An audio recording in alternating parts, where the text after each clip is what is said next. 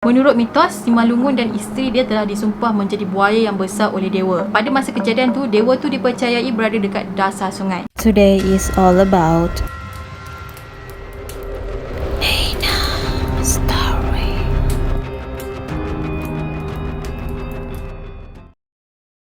Hey guys, it's me Nina and welcome back to Nina Story. Kalau aku sebut pasal bujang senang, mestilah otak kita dah terbayang buaya-buaya yang ada dekat Sarawak. Bujang senang ni bukan orang bujang yang senang lenang, tapi adalah seekor buaya yang besar pernah hidup dekat Sarawak. Dekat Sarawak ni dikatakan memang banyak gila lah populasi biawak.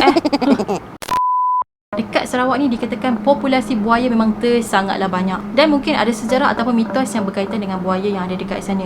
Boleh dikatakan kita selalu jugalah dengar orang dibaham buaya. Dan kes ni kebanyakan terjadi dekat Sarawak sebab diorang punya populasi buaya kat sana lagi banyak berbanding dekat Semenanjung. Salah satu cerita mitos yang famous dekat sana adalah tentang bujang senang. Dan dikatakan bujang senang ni sebenarnya adalah jelmaan manusia. Betul ke? So, jom aku cerita kat korang tentang sebuah legenda yang dipercayai oleh masyarakat Iban di Sarawak. So, without wasting any time, let's get started.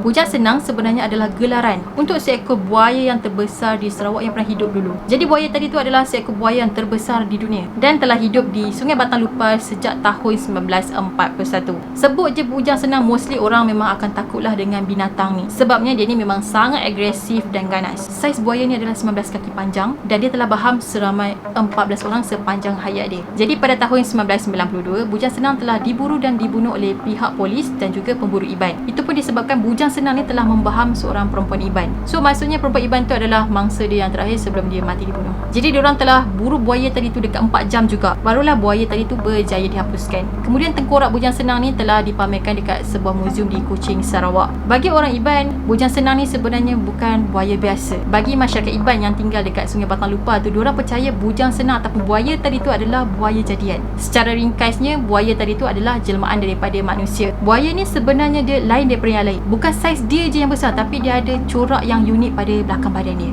Dikatakan belakang buaya tu ada garisan berwarna putih. Garisan ni pula memang tak ada dekat buaya-buaya lain yang ada dekat Sarawak. Sebab itulah masyarakat Iban percaya sebenarnya buaya tu adalah jelmaan manusia. Kalau ikut kepercayaan diorang, dulu-dulu ni ada seorang pahlawan Iban yang telah disumpah. Jadi pahlawan tadi tu bernama Simalungun. Dia memang sangat famous lah dengan kehandalan dia dan kekebalan dia dan juga kehebatan dia dalam melawan musuh. Musuh-musuh Lungun ni memang sangat-sangat takutkan dia. Biasanya kalau dia lawan dengan musuh, Simalungun akan kerat kepala musuh dia yang kalah dekat tangan dia. So that's why lah musuh-musuh Simalungun memang takut dengan keberanian dan juga kekebalan yang dimiliki oleh Simalungun. Selain itu juga, Simalungun dipercayai kebal dari sebarang luka dan juga kecederaan. Orang kata kalau dia kena tikam tu memang takluk lah, memang tak jadi apa dekat dia. Bila dah nama pemusuh, diorang mestilah nak tahu titik kelemahan Simalungun. Diorang nak sangat balas dendam dan kalahkan Simalungun. Jadi musuh dia ni pun plan macam mana kita nak jatuhkan Simalungun, dan diorang pun mendapat idea yang mana diorang akan culik isteri Simalungun. Lepas tu diorang akan paksa isteri dia untuk bocorkan rahsia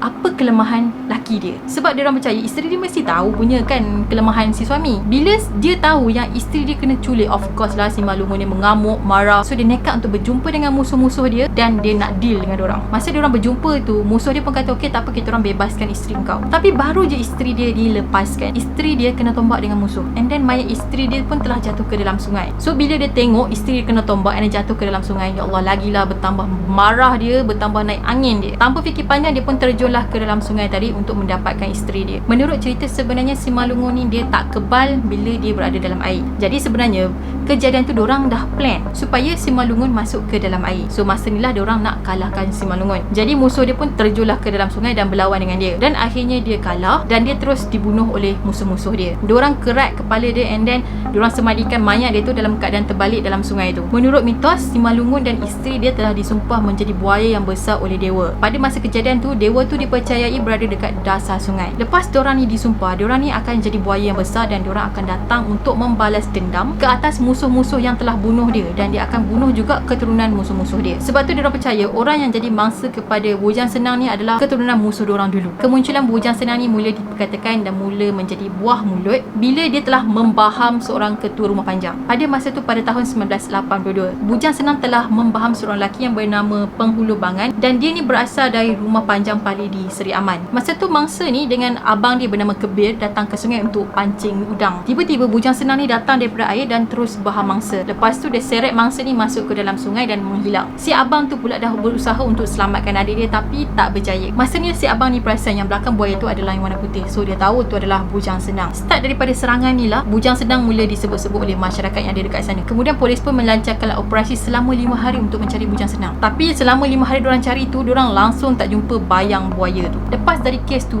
bujang senang sekali lagi buat hal, dia baham pula seorang perempuan Iban yang bernama Dayang. Masa tu budak perempuan ni dikatakan nak cross sungai, dan air dekat dalam sungai masa tu je separas lutut je, jadi dia cross macam tu je lah, tak perlu perahu ke apa. So Dayang dengan mak dia pun cross dalam sungai tu. Tiba-tiba Dayang ni telah diserang oleh bujang senang yang telah aim dia daripada tadi lagi. Sekali lagi polis pun melancarkanlah operasi untuk mencari bujang senang. Kali ni orang kampung pun join polis juga untuk mencari buaya tu, sebab diorang memang dah geram sangat dengan buaya besar tu. Lepas 4 jam diorang berjaya mengepung bujang senang. Tapi bila diorang lembing binatang tu, polis tembak binatang tu, still tak jadi apa-apa. Mungkin disebabkan kulit buaya tu tebal, jadi apa-apa senjata yang kena kat dia tu memang tak elok langsung. So datanglah seorang bomoh Iban ni datang untuk membunuh bujang senang. Dia kata buaya ni tak boleh guna lembing, dia tak boleh guna peluru, tapi dia kena guna paku yang sepanjang 10 cm, barulah buaya besar tu akan mati. So diorang pun ikutlah cadangan dukun Iban tadi tu. 40 das jugalah peluru paku ni digunakan untuk tembak bujang senang. Dikatakan sebanyak 22 peluru telah terkena bahagian kepala bujang senang, dan itu adalah punca si bujang senang ni mati. Macam yang aku beritahu tadi, tengkorak bujang senang ni diorang letak dekat Muzium Sarawak dan diletakkan dalam kotak kaca. Lepas tu bila ada pengunjung datang untuk tengok bujang senang, diorang akan baling duit masuk dalam balang kaca tu. Sebenarnya kalau ikut kepercayaan diorang buat macam tu sebabnya diorang nak tebus dosa-dosa bujang senang yang